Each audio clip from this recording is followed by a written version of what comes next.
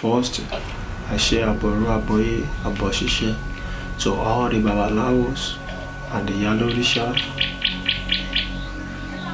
throughout the world.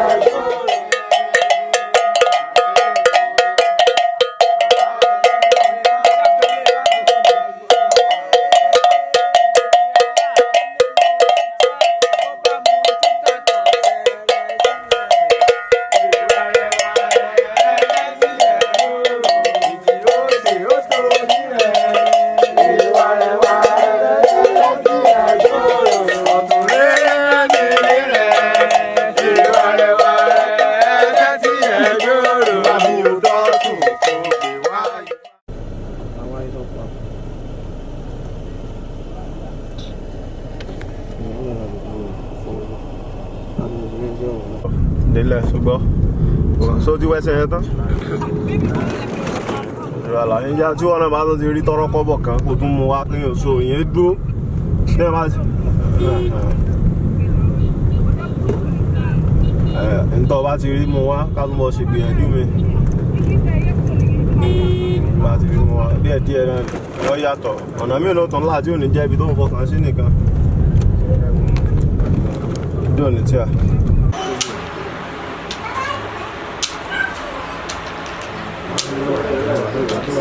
Right. My God,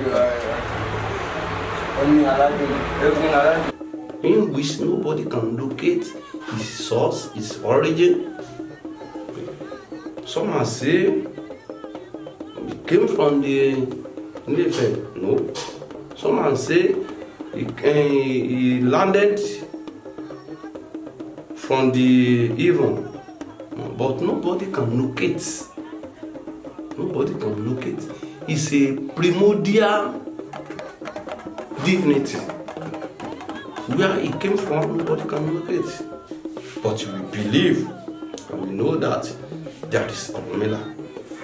Bara Bonregun, Agri Logman, the one that mostly have a knowledge and the one that teaches people, teaches his discipline. This is what to do, this is what should not be done. We believe that there is Oromila, but nobody can locate his location.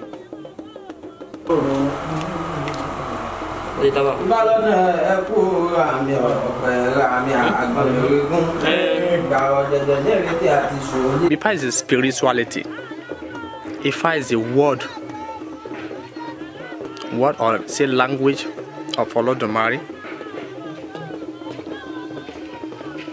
So that's something I bring from the heaven to the earth for divination. The healing comes first. The healing aspect of Ifa comes first. But then there's this wisdom inside Ifa. There are different philosophies that makes you grounded, if I could say. Nothing could move you like that. Ifa jẹ́ òrìṣà tí gbani ńlá tí tún ayé ẹni tí ò sùn ṣe. Ifa ó jẹ́ ẹni tí adélé ayé bá tó jẹ́ òrìṣà tí tọkọtaya ń gbà. Ifa ní àgbọn afìdírẹ́bẹ́ adífáfúnmọ́ra tí ń lọ rèé rọkọ́ fẹ́ èlò ẹnìrà ẹgbẹ̀je èlò ẹnìrà ẹgbẹ̀fà èlò ẹnìrà ẹgbẹ̀ndínlógún ẹni lówó lọ́wọ́ ẹwà rẹ̀ tú sọkọ ẹ̀dúmọ̀ tí ẹ̀ ti dẹ́ni àbẹ̀bẹ̀rà Ifá jẹ́ nǹkan pàtàkì tó jẹ́ ẹni tó mọlé ayé tó mọ òde ọ̀run òrìṣà ní Ifá jẹ́. ẹ fúláṣí bí ẹ bá ti dé. òní mọ dáfádáfá Ifá mi ọ̀bọ. òní mọ dáfádáfá Ifá mi ọ̀bọ. ọlọ́kànrán ní mọ́tẹ̀. ọlọ́kànrán ní mọ́tẹ̀. ọ̀la mọ dáfádáfá. ọ̀la mọ dáfádáfá. Ifá mi ọ̀bọ. Ifá mi ọ̀bọ. ọlọ́kànrán ní mọ́tẹ̀. Ifa is a root learning. The meaning of root learning is that what we read that not put into book. lára ẹ̀bùn kí wọ́n gbé ẹ̀bùn fẹ́sùn ní àwọn arúgbó tó bá tẹ̀ bọ̀ pẹ̀lú ẹ̀bùn owó fún àwọn ìjọba kojú wọ́n máa ń jẹ́ ìjà kí wọ́n máa lọ sí Ifá má jù wọ́n rí. Ifa is word of Olódùmarè. Ifa is word of Olódùmarè. Ifa is truth sayer for everybody that believe in it. Ifa derives from West Africa, Nigeria. Ifa is the first tradition that was practiced, the first tradition that was given from our forefathers, our ancestors, and our foremothers. Ifa is taking much part in the life of every habitant in the earth. You know, when we're talking of inhabitants, included human being, let me start from the animals like rats, fish, bird, and even animals in the bush. So included human beings. Ifa is very important because Ifa lets us know what they call life. Ifa highlights every human beings that are being the world, in the heart.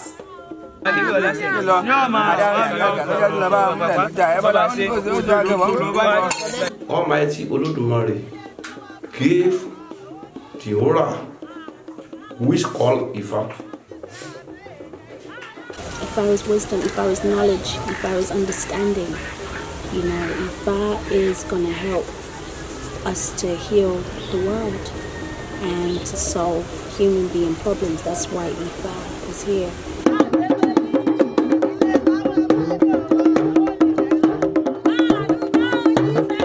Ifa jẹ́ ọ̀rọ̀ kan pàtàkì tó jẹ́ pé tí ọ̀rọ̀ bá wú àwọn èèyàn lójú àbí tó bá wú babaláwo lójú, Ifá ni wọ́n gbé kalẹ̀ láti lè tan ìmọ́lẹ̀ sí ọ̀rọ̀ tó wú wọn lójú. Bí èèyàn bá lálàá àbí bó bá sun àbójú ajé bá ń pọ́nyàn, àbójú ayé bá ń pọ́nyàn, àbójú ọmọ bá ń pọ́nyàn, Ifá ni wọ́n lọ bá. Tí wọ́n bá wá dá Ifá, ohun tí Ifá bá yàn wípé wọ́n ó ṣe, tí wọ́n bá sì ti ṣe, tí Ifá bá mú ẹbọ, tí Ifá bá mú ètùtù.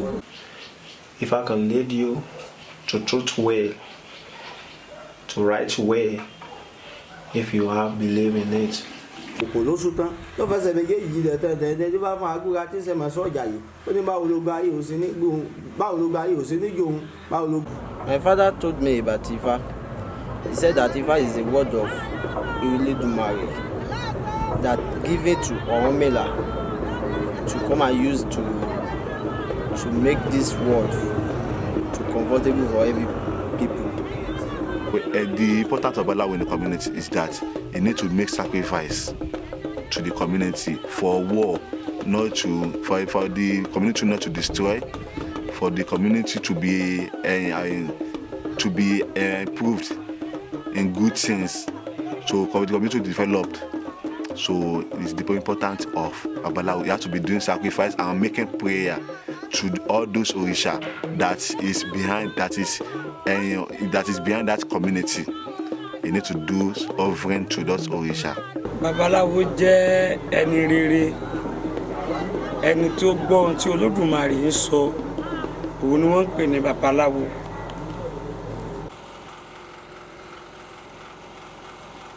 Also, Ifa is a way for us to achieve our highest potential in life. That's what Ifa, when you walk the journey of Ifa, it really helps you to see more and more who you are. it's a waste of life. Because when we are practicing IFA, we are going to acquire more knowledge. For IFA will let you know how to live life, how to acquire your goals in life, and it will let you know the vision and let you have focus on anything you want to do. You are able to connect to your destiny. You are able to connect to what it is that you have to do.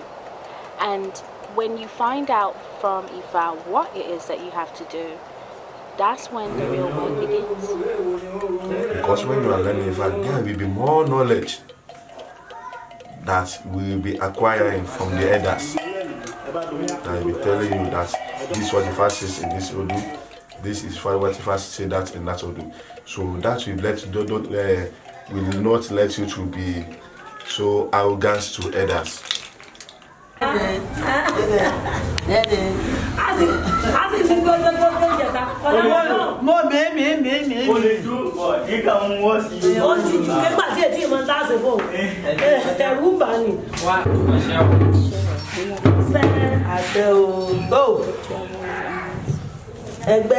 IFA is an oral tradition, so it's something that is sacred and passed down from mouth to ear. It wasn't written in books. However, now, the new generation of IFA are changing that, and it is a good thing for literature because you do need the authors, of IFA. You have Chief Farmer, you have Popola, you have Eleboibon, you have the elders that, they sacrificed, to make that transition and travel. What I can tell the Africa person about IFA is something that's very good. Like IFA said, IFA is something that used to create the heaven and this earth.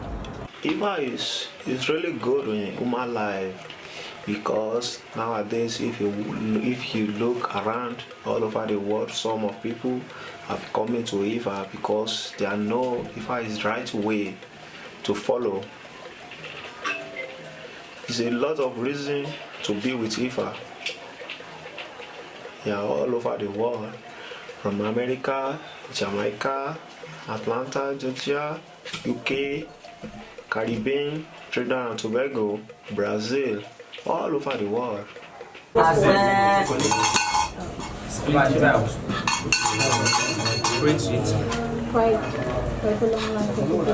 IFA and believable. When you have belief in IFA, you have everything in life.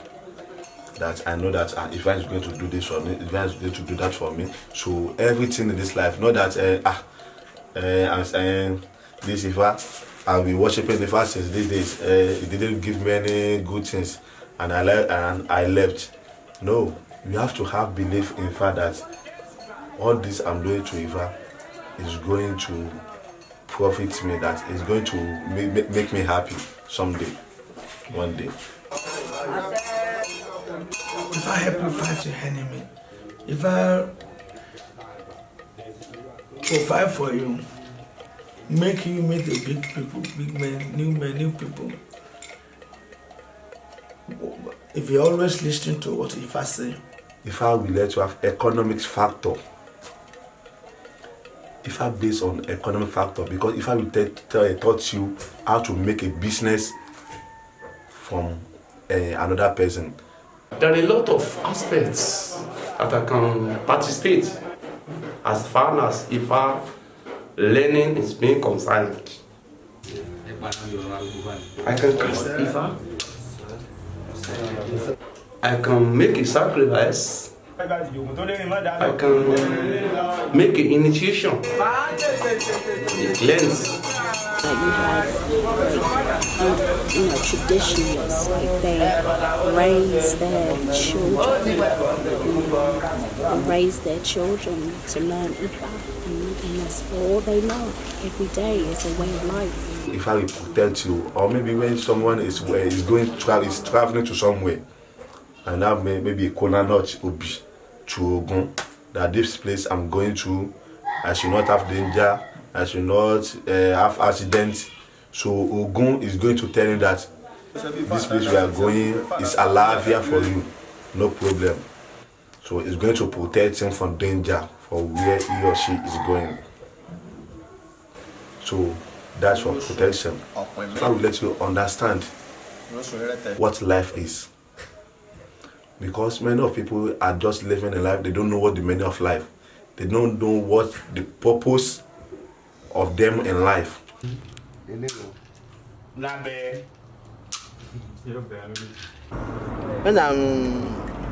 I'm young, my father told me I should go and learn every day from one Babalawo.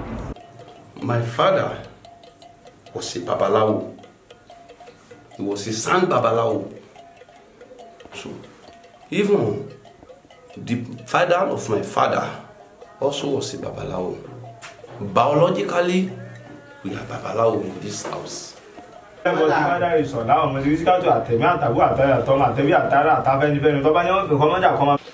Babalawo and the Iyanifa, the great one, has to know how to live in life. Since the person have already believed in Ifa and Olumare, because we Babalawo and the Iyanifa can't do anything without Ifa. Before we come out in the house in the morning, we are going to ask Ifa. Before we back to home, we need to ask Ifa. Even when we are traveling, we need to ask Ifa about. We are going to ask Ifa how today's will be going. Yeah. Not be a problem though. Can be your pets. I would not. Can be your pet inside you. Or like live inside the home. Abado. Or don't hit it. Or they can kill it.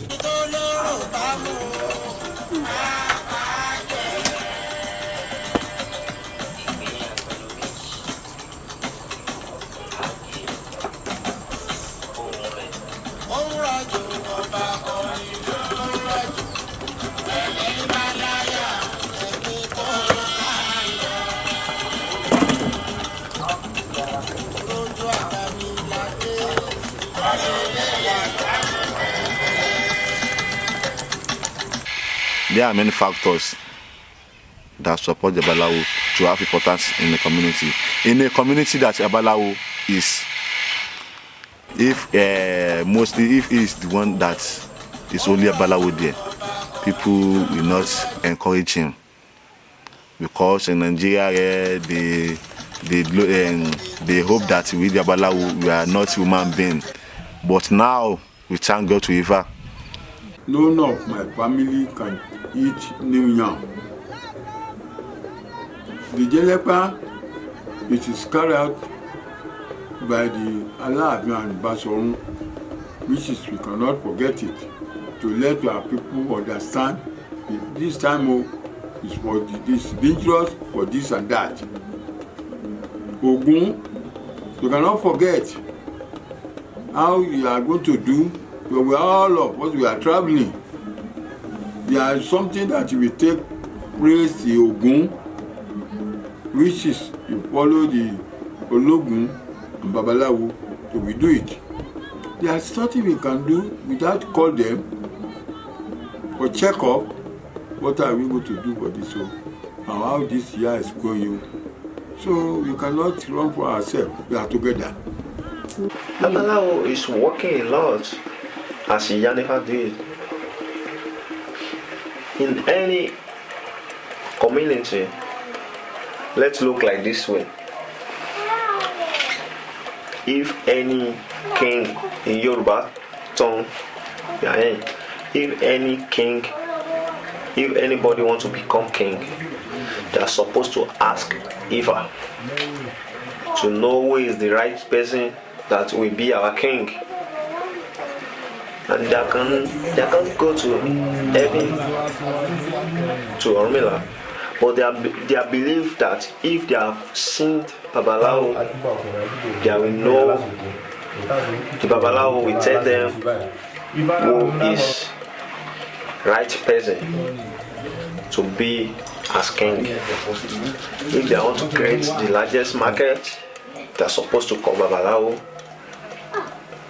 If the children are dining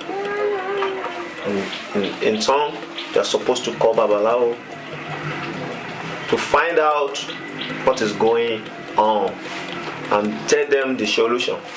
The Ifa, when you go to Ifa, to the priest, it's always stated, Ifa advises.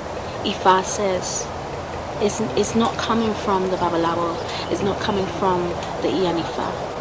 It's coming from their voice, their mouth, but it's coming from what Ifa is saying.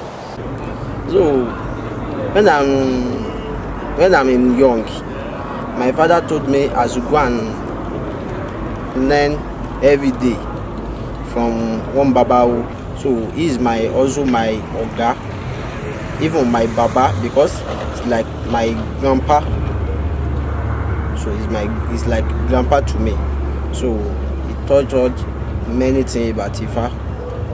What a priest does in Ifa, what we do, and what Ifa does, we work alongside Oromila, we work alongside Ifa to help to change people's lives, delay unfortunate circumstances, change bad luck to good luck, and to give the wisdom in order to make sure that we're going down the right road and the right path in life.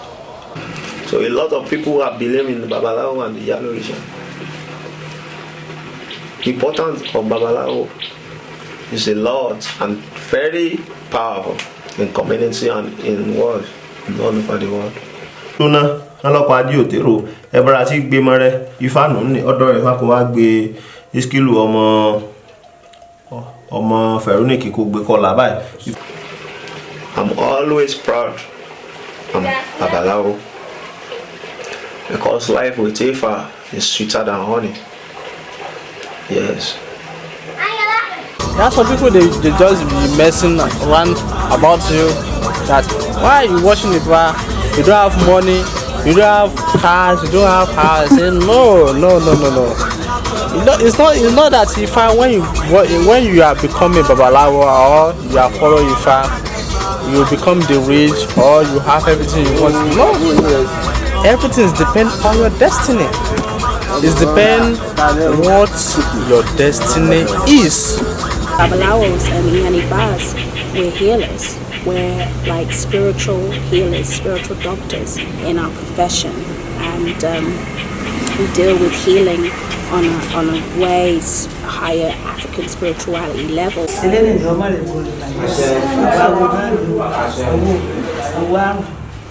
Atolubi, àtènìyàn, àtàjẹ́, mo ti fẹ́ sẹ́bọ́ tó ètùtù.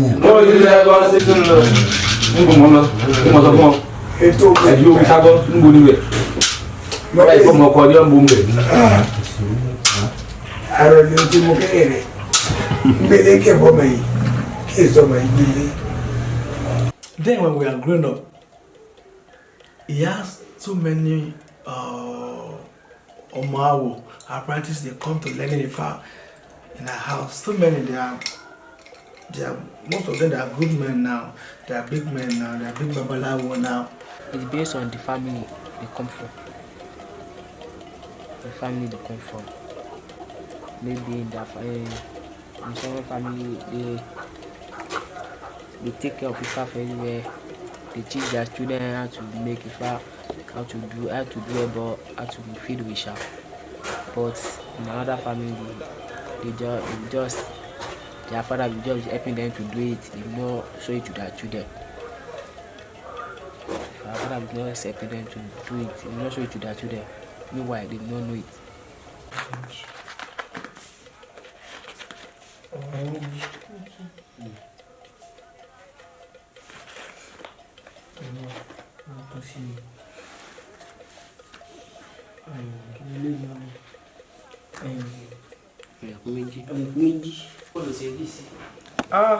Very sweet.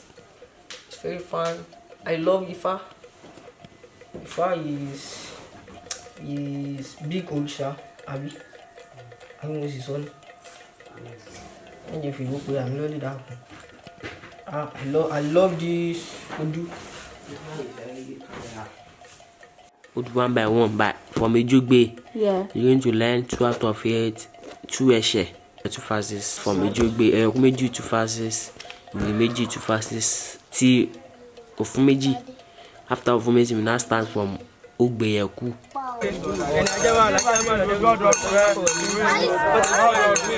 In my temple, I have like different type of omode children that they are learning under me. That's how I grew as well. Adéafóró tí sọmọ Ọ̀rúnmìlà. Adéafára tí sọmọ Àgbé. From training from young ones To elder. 1 phases. Oh, one verse because for of their brain, Yeah. 1 phases. But the person that is old enough, like 2 or 3 phases. After you have done for the Ofunshe, it will restart again. Adéafóró Ifo fi awórajò. Ọmọ rẹ̀ sàṣẹlé. Babalawo ní kó ṣe. Ọ̀dàbọ̀ ń bẹ orúkọ. Ìwà wo awórajò.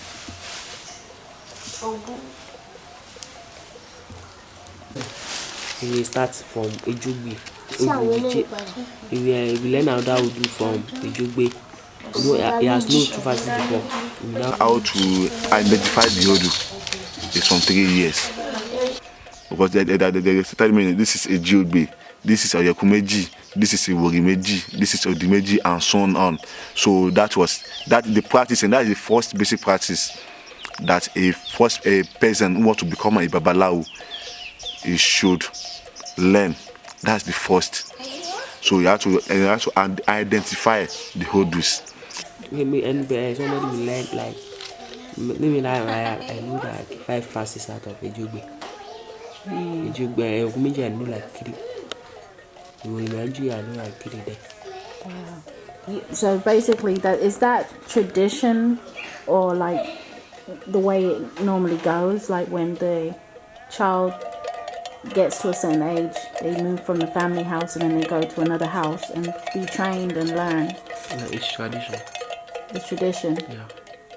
So it's a big sacrifice, isn't it? Like, because you are leaving your loved ones, but it's to benefit, it's to continue on the tradition. So it's like a sacrifice that's being made, and at the same time, it's a blessing.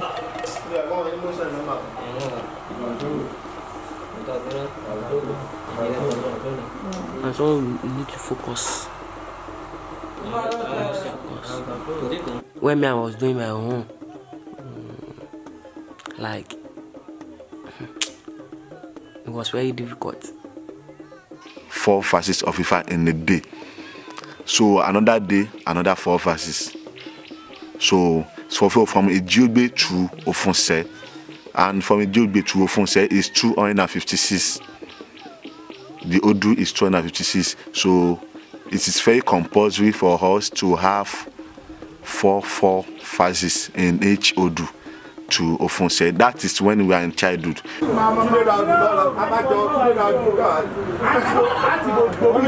I grew up meeting people, learning Ifa. So as a child, I can't categorically say when I started chanting or learning Ifa, but I learned from my younger siblings. I knew my mother was chanting Ifa to my younger ones as a way of teaching them how to talk. So I could boldly say I've been learning how to chant Ifa and Orisha Zoriki from the moment that I could learn how to talk.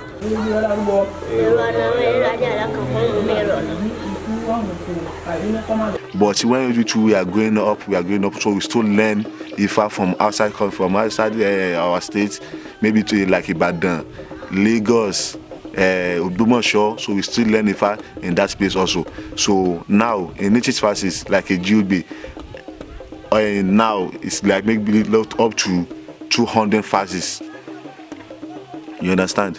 So in a Odu, a Jube, so maybe like 200 verses, so up to often say. So in each verses, I can still have maybe 200 verses in each Odu.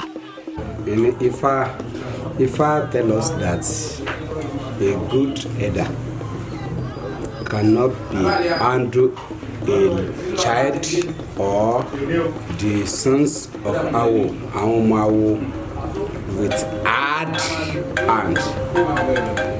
You can take them and train them and teach them, learning by easy or gentle, or talk by easily to them. Sitting, doing it every day. So it's there every day. Go to school, come back to it. Go to school, come back to it. Go to school, come back every day. Whenever you are teaching Omode, whenever they are learning from their youngest age, that's how they be growing and improving more and more. So it's good to have Omode to be teaching them, to show them the way that Ifa is the way of life. Are they the one that have the one that have 2 cowries? This. Are you listening? Yes. This, yes, yeah. This identify the right side of position of Okwele. So I'm just advising some people having some child like him should not stop their talent. Don't them wasting their talent. Let them pull them out. Let them pull them out and let them know how to be learned. You know, in each verses of Ifa, there is thousands of verses in it. Even though that's only Jubi, it have thousands of verses. Put it there. Put it here at the first place. If it is consulted Ifa, you place it here, and you pick the second one. Pick the Egungun. Okay. Ayewo. The Okwele that time when I'm a child, this is the kind of Okwele that I used to do in different to identify the odors. Can we see it? You can see this is not the one I used. You know, that is it's a long time, but this is another sculpture of that Okwele. You know, from start to know Okwele, open Okwele for you. This is a Chiogbe, this is on your Kumeji.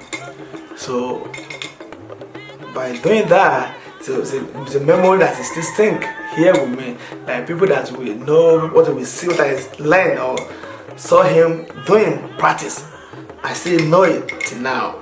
We are teaching our Omade, our children, on how to define, on how to be a great Babalawo. You know, most important of doing that is that we don't want all our efforts on our knowledge to be wasted. You know, when you have Omode, you have children around you, it's good to share your knowledge with them. And we always want them to become who we are. And that's how we reach the knowledge from our parents, our grandfathers in Ifa. And we don't want the knowledge just goes away like that or vanish or be vanished. If you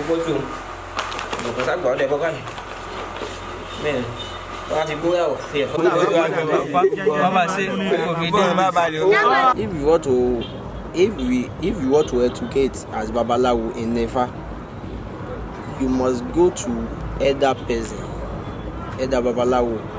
You will tell me that Aboye, I came to learn Ifa. This is so that I want to learn. So he will learn person. But nowadays there is some school that they have created that they used to learn Ifa there.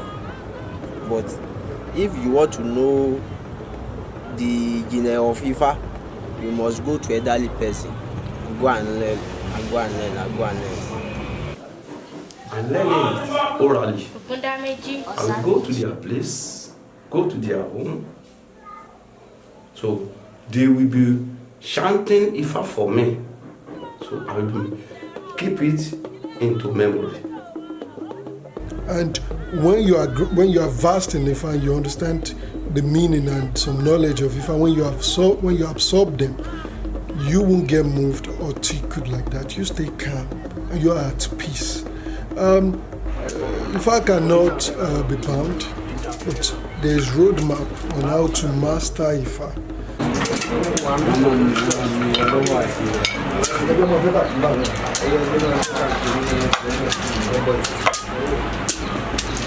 Just to learn the facets of Ifa, maybe 2 hours, and we are going to work. So, and we are going to do that every day. But sometimes when there is festival or maybe there is an occasion, so it may be difficult for us to get there, because all those Babalawo that we are going to make there, they also come to our own place, so we can do the learning of Ifa in the house. But if there is no occasion, there is no ceremony, there is no festival, we are going to walk down to their place to do to learn Ifa.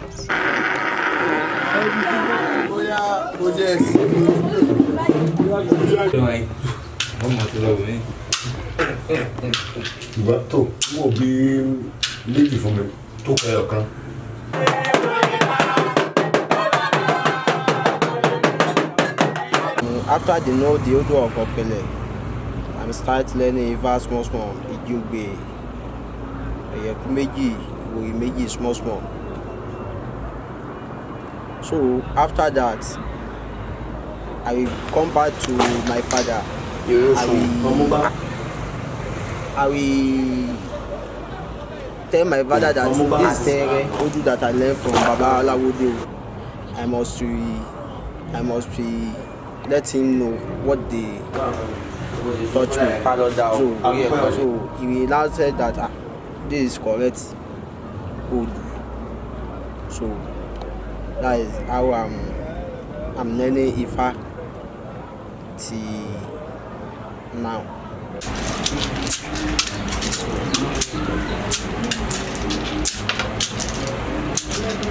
Babalawo is the person that led women to know who is Ifa, who is Orunmila. One of Ifa fast says, let's look at this Odu, Iwori, Irete. Ifa says, Ome bafara lẹ́nu, àgbàrá òjò ọ̀pàdé gba sọ̀rọ̀ lọ́nà, adífá fún Ọ̀rúnmìlà, Ifá ń sa ó lọ ilé olókun kọ̀ wálé mọ́. Ifá ní ẹni tẹ́ ẹ bá ti rí ẹ mọ̀ pé bàbá ni. Ọ̀rúnmìlà lọ ilé olókun ni ò wálé mọ́, ẹni tẹ́ ẹ bá ti rí ẹ mọ̀ pé bàbá ni. What Ifá trying to tell us in this verse? In olden days, when all the Orisha going back to heaven, Sango going back to heaven, Sango going back to Eledumare from Kosho, that is Sango's shrine. We're going to go back from Ire, that's Ogun's shrine. I should go back through river. And when Orunmila is going back to Olodumare, she go through Olokun. And when she's going, she drop message. She tell all his people, she tell all the people around the world that me, hi Orunmila, I'm going back to heaven, and I'm still living in earth. They are looking at him. Orunmila, what you are trying to say? You are going back to heaven and you are still living in earth. Orunmila tell them, he answer them that if you see any Babalawo, even if it's not like this, you're supposed to know you see me, Orunmila, because I'm always walking through all the Babalawo. I'm living inside them. So if you see them, you're supposed to know I'm the one that's talking to you. hope you know who is Babalawo now. So that's where Babalawo come from. And I'm gonna tell them all the respect that all of you giving me when I'm in maths. You're supposed to give it you're supposed to return it to them and call them Baba, Baba, Baba.